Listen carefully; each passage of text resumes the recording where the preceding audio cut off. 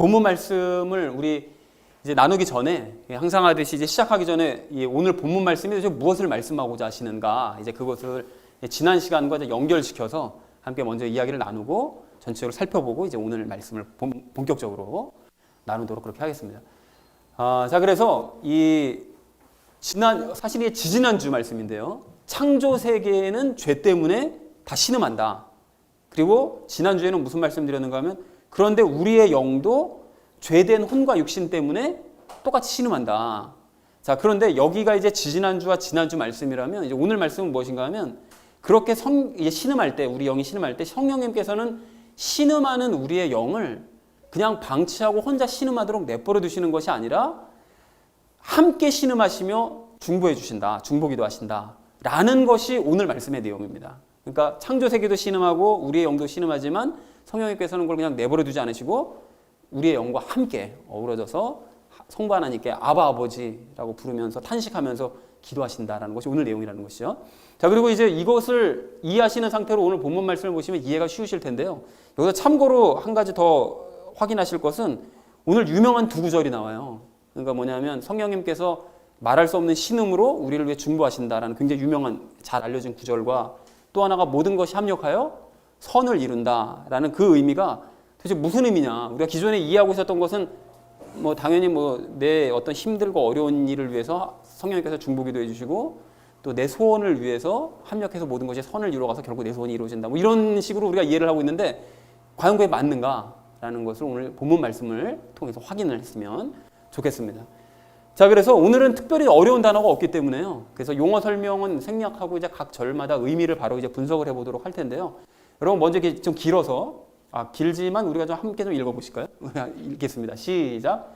이와 같이 성령께서도 우리의 연약함을 도우시나니 우리가 마땅히 기도할 바를 알지 못하나 성령께서 말로 할 수 없는 신음으로 친히 우리를 위해 중보하시느니라 라고 되어져 있습니다. 그런데 말씀이 좀 길어서 절반을 좀 나눠서 먼저 살펴볼 텐데요.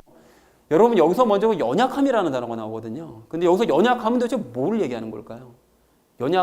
이와 같이 성령께서 우리의 연약함을 도우시는데, 연약하다고 하면 보통 우리의 약한 점, 내가 살아가면서 마음이 약하다든지 아니면 어떤 다른 사람들보다 뒤떨어지는 부분이 있다든지 이런 약한 점을 얘기하는 거냐, 그걸 도와주신다는 거냐, 아니면 우리가 연약해져 있을 때, 힘들고 어려울 때 그때 도와주신다는 거냐, 어떤 거냐는 것입니다. 이 연약함이 어떤 걸까요? 보통 이런 식으로 생각하는 경우가 많이 있거든요.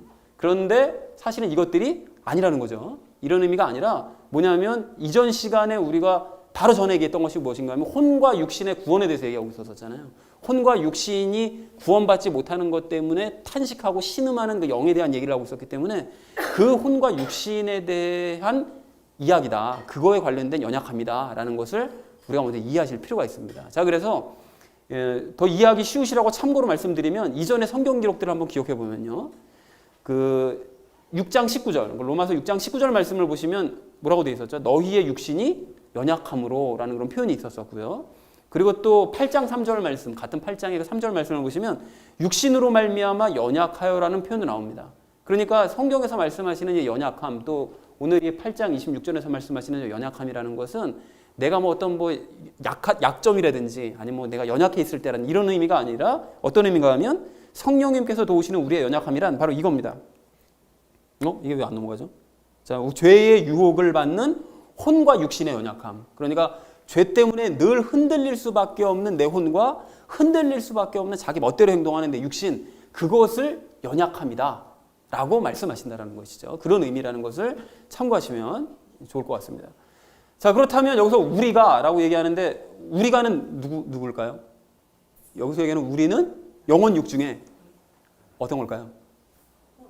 그렇습니다. 혼과 육신, 우리의 혼과 육신이 마땅히 기도할 바를 알지 못한다고 되어 있는데, 저 기도할 바라는 것은 불신자들이 기억하시나요, 여러분? 구원을 원하지만 헛된 것에 복종한다고 그랬잖아요, 늘. 그리고 우리의 육신, 혼과 육신도 헛된 것에 복종을 하는데, 그런데 그러다 보니까 우리의 혼과 육신은 기도할 바를 전혀 알지 못하고 자신이 원하는 헛된 기도나 맨날 하고 있다는 거예요. 그러니까 우리 안에 있는 영은 그 성령님과 함께 신음하면서 왜 혼과 육신이 이렇게 지멋대로 살지? 라는 것 때문에 괴로워하면서 기도하지만, 우리의 혼과 육신은 자기가 구원받는 것에 대한, 그러니까 좀 거룩해지는 삶에 대한 것은 기도하지 못하고 전혀 그걸 알지 못하고 자기가 그냥 원하는 그냥 헛된 기도나 내 먹고 사는 내 육신이나 좀 배불렀으면 아니면 좀 편한 데서 잘 살았으면 하는 전혀 엉뚱한 것이나 기도하고 있다 이라는 사실을 말씀하고 계신다라는 것입니다. 자, 그리고 그 다음 절에 있는 이 말씀을 보시면은요, 성령께서 말로 할 수 없는 신음으로 우리를 위해 중보하신다고 했는데, 저 신음은 23절 말씀처럼요, 방금 그 위에, 저쪽 위에 있는 23절 말씀처럼 혼과 육신 때문에 우리의 영은 항상 신음을 하는데, 성령님께서는 우리의 영과 함께 신음을 해주신다는 거예요. 그러니까 영이 신음할 때 내버려 두지 않으시고 말로 할 수 없는 신음으로 함께 어우러져서 같이 이제 신음하며 기도해 주신다는 거죠. 그리고 여기서 얘기하는 우리를 위해라는 것은 뭡니까? 방금 말씀드렸던 혼과 육신을 위해, 그러니까 그들의 그 구원을, 결국 그들의 구원을 위해서 중보하신다라는 것이죠. 그리고 여기서 중보라는 것도 혼과 육신이 원하는 것을, 그러니까 내 혼과 육신이 난 잘 먹고 싶어, 잘 살고 싶어, 막 이러는 것을 기도할 때 그걸 위해서 중보해 주시는 것이 아니라 뭘 위해서 기도하시는 거죠? 영이 원하는 대로 혼과 육신이 구원받기를 위해서, 걔네들이 거룩한 삶을 살도록, 또 하나님에 대해 죽어 있는 그 혼과 육신이 살아날 수 있도록 그것을 위해서 중보해 주신다라는 그런 의미라는 것입니다. 이해들이 되셨죠, 여러분? 자, 그래서 이제 전체 의미를 한번 이렇게 분석을 해보시면 이렇습니다. 의역을 해보자면요, 성령님께서는 우리 몸의 연약함을 도와주신다. 근데 여기서의 몸이라는 것은 당연히 죄의 유혹을 받는 혼과 육신, 그것이 이제 우리 몸이고요. 그 혼과 육신의 연약함을 도우시는데, 우리의 혼과 육신은 어떻게 기도해야 될 바를 전혀 모르고, 뭘 위해서 기도해야 될 바를 모르고 엉뚱한 것을 기도하지만, 성령님께서는 우리의 영과 함께 신음을 하시면서 친히 우리의 혼과 육신의 구원을 위해서 함께 중보 기도를 해주시는 참 좋은 분이시다. 성령님은 이런 분이시다라는 것을 26절에서 이제 말씀하고 계십니다. 자, 그런데 여기서 여러분, 이제 제가 아까 전에 말씀드렸지만, 이 친히 우리를 위해 중보하신다, 말할 수 없는 신음으로 우리를 위해 중보하신다라는 이런 말씀을 이제 자의적인 해석을 좀 버려야 된다는 거죠. 이제 많은 사람들이 이런 걸 어떻게 해석하는가 하면, 나의 그런 어떤 연약함과 또는 내가 연약해져 있을 때 성령님께서 말로 할 수 없는 신음으로 나를 위해 중보해 주심으로 말미암아 연약한 내가 강해지고, 무슨 뭐 약점을 가지고 있는 내가 그것이 확 강점으로 바뀌어가지고 세상 사람들에게 부각돼서 드러나 보여지고, 이런 식으로 나를 위해, 내 인생을 위해, 내 삶을 위해 중보해 주신다라고 이해하는 경우가 참 많은데, 사실은 그것이 아니라 내 혼과 육신의 구원을 위해, 거룩한 삶을 위해서 중보해 주신다는 그런 뜻이다라는 것을 우리가 이제 확실하게 이해를 하셔야 된다는 것이죠. 그러니까 기존에 가지고 있었던 잘못된 그런 자기 멋대로 해석한 그런 해석을 버리고 성경적인 의미를 이해해야 된다라는 것을 마음에 좀 담으시면 좋겠습니다. 자, 그런가 하면 이제 27절 말씀도 우리 좀 함께 좀 읽어보실까요? 시작. 마음을 살피시는 분께서 성령의 생각이 무엇인지 아시나니 이는 그분께서 하나님의 뜻대로 성도들을 위해 중보하시기 때문이니라 라고 말씀하세요. 그런데 여러분, 여기서 이 마음을 살피시는 분이 누굴까요? 약간 헷갈릴 수 있거든요. 마음을 살피시는 분이 성부, 성자, 성령님 중에 한 분이실 텐데 누굴까요? 누굴까요? 성령의 생각이 무엇인지 아시는 분은 누굴까요? 셋 중에 하나인데요. 성부 하나님을 얘기합니다. 성부 하나님. 왜냐하면 이 성부 하나님께서 그 아바 아버지를, 왜 성부 하나님을 아바 아버지라고 하면서 부르짖는다고 말씀을 드렸었잖아요. 근데 그 성령 하나님께서 함께 우리의 영과 함께 아바 아버지라고 이제 부르짖으면서 기도할 때 이 아버지께 부르짖는 것입니다. 성부 하나님을 의미하고요. 그런데 이 하나님께서는 성령님의 생각이 뭔지를 아신다는 거예요. 그 마음이 뭔지를 아신다는 거예요. 마음을 살피시는 분이시기 때문에 아시는데 어떻게 아시느냐?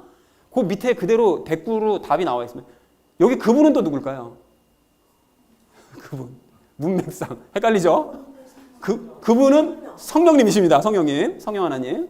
성령님께서는 아버지, 그러니까 성부 하나님의 뜻대로 성도님들을 위해서 이제 중보기도 해주신다는 거예요. 그러니까 성부 하나님께서는 성령님의 그 생각, 그 마음을 잘 아시고, 성령님께서는 성부 하나님의 뜻대로 기도를 해주신다는 거예요. 그러니까 서로 아신다는 거죠. 뭐 당연하겠죠. 삼위일체 하나님께서 함께 계시니까 마음을 아시고 또 그분의 뜻대로 기도하시고 하니까 서로 이제 마음이 통한다라는 그런 의미라는 것입니다. 자, 그런데 그 여기서 이 하나님의 뜻이라는 말씀이 나오거든요. 굉장히 중요한 단어가 나오는데, 하나님의 뜻은 뭘까요? 바로 이겁니다. 요한복음 6장 40절 말씀에 아주 명확하게 말씀하고 계시는데요. 나를 보내신 분의 뜻은 이것이니, 그러니까 나를 보내신 분, 예수님께서 말씀하시는 건데, 성부 하나님의 뜻은 바로 이건데, 이게 뭐냐면 곧 아들을 보고 그를 믿는 모든 자가 영존하는 생명을 얻는 것이니라. 마지막 날에 내가 그를 일으키리라. 이렇게 말씀하세요. 근데 여러분, 여기서 이것이 이 전체가 다 하나님의 뜻인데, 이것을 제가 세 가지로 이렇게 분류를 해봤거든요. 근데 이 세 가지를 분류를 해보면 우리가 기존에 배웠던 의미를 확연하게 이렇게 아실 수가 있습니다. 뭔 소린가 하면 곧 아들을 보고 그를 믿는 모든 자. 그러니까 예수님께서 이 땅에 오셔서 십자가에 못 박히신 것을 보고 그것을 보고 믿는 모든 자. 과거에 예수님께서 십자가에 못 박혀서 죽으시고 나를 위해 죽으셨다는 사실을 믿는 그 모든 자가 영존하는 생명을 얻죠. 그렇게 되면 오늘 예수님께서 내 안으로 들어서 나와 하나로 연합하심으로 말미암아 영존하는 생명을 가지고 날마다 하루하루의 삶을 현재 살아갈 수 있다라는 거예요. 그렇게 되면 마지막 날에 성부 하나님께서 그를 새로운 육신을 입혀주심으로 일으켜 세우셔서 새 예루살렘에서 영원히 살아갈 수 있도록 만들어주신다. 그것이 하나님의 뜻이라는 거예요. 근데 이게 여러분 보시면 과거를 믿고 현재를 믿고 미래를 믿는 바로 그 이야기죠. 가만히 분석을 해보니까 과거에 십자가에서 달려 돌아가신 예수님을 믿는 사람은 현재 예수님의 생명을 가지고 이 땅에서 살아갈 수 있고, 그런 사람은 마지막 날 새 육신을 입고 새 예루살렘에서 영원히 함께 살아간다. 이것이 바로 우리가 얘기했었던 바로 그 믿음, 예수님을 믿는 진짜 믿음, 과거, 현재, 미래의 믿음, 바로 그것을 이야기하고 있다는 것을 알 수가 있다는 것입니다. 자, 그런데 이것이 이제 하나님의 뜻인데, 그러면 성령 하나님께서는 하나님의 뜻대로 중보를 하시는데, 그럼 이 세 가지 중에서 오늘 이 본문에서 말씀하시는 이 중보는 무엇을 위한 중보일까요?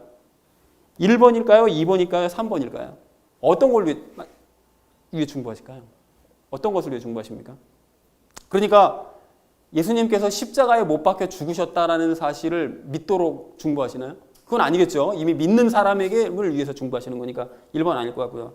그러면 마지막 날 새로운 육신을 입고 살아날 것을 위해서 중보하실까요? 그럼 뭐 당연히 이루어지는 일이니까 그렇게 하실 일 없겠죠. 그래서 결국은 무엇인가 하면 2번을 위해서 중보하시는 겁니다. 2번을 위해서 중보하시는데 뭔 소린가 하면 영존하는 생명을 내가 이 땅에서 누리는데 뭐가 방해가 되는가 하면 혼과 육신이 연약해서 자꾸 방해가 되죠. 죄에 자꾸 영향을 받으니까 방해가 되니까 그렇게 연약해지지 않도록 영존하는 생명을 누릴 수 있도록 나를 위해서 중보 기도를 해주신다라는 것을 우리가 이제 알 수 있다는 것입니다. 어떤 의미인지 아시겠죠? 자, 그래서 전체 의미를 다시 한번 정리를 해보시자면 이렇게 될 수가 있는데요. 성부 하나님께서는 성령님의 생각을 아주 잘 아시는데 그것은 성령님께서 성부 하나님의 뜻대로 성도들의 혼과 육신을 위해 중보 기도를 해주시기 때문이다. 그러니까 성령 하나님은 성부 하나님의 뜻에 따라서 중보 기도를 해주시고, 그러다 보니까 성부 하나님도 당연히 그런 성령 하나님의 마음을 잘 아실 수밖에 없고 서로 이렇게 상호작용하신다는 것이죠. 자, 그렇기 때문에 중요한 사실, 성부 하나님께서도 우리의 혼과 육신의 연약함을 잘 알고 계신다는 거예요. 성령 하나님만 비밀스럽게 알고 계시는 것이 아니라 성부 하나님도 알고 계시고 이 모든 일을 경험하신 성자 예수님도 당연히 우리의 혼과 육신의 연약함을 알고 계신다는 것이죠. 그래서 중보하게 하신다. 이건 하나님의 뜻이다. 라는 것을 우리가 잊으시면 안 된다는 것입니다. 그러니까 제가 왜 이 말씀을 드리는가 하면 성부 하나님이 무서운 분이시고 두려운 분이라서 우리가 이렇게 죄 짓고 하는 것을 성부 하나님 앞에서는 드러내면 안 된다. 그랬다가 큰일 난다. 하나님 앞에 죽는다. 이게 아니라 죄를 짓고 있다는 사실을 하나님께서는 잘 알고 계신다는 거예요. 그래서 성령 하나님께 특별히 너는 중보 기도를 해 라고 해줄 수 있겠어? 라고 부탁을 하신 것이 이것이 모든 것이 다 하나님의 뜻이라는 거예요. 그러니까 우리가 두려워하지 말고 하나님 앞에 드러내지 못할 것이 없다라는 것을 기억했으면 좋겠습니다.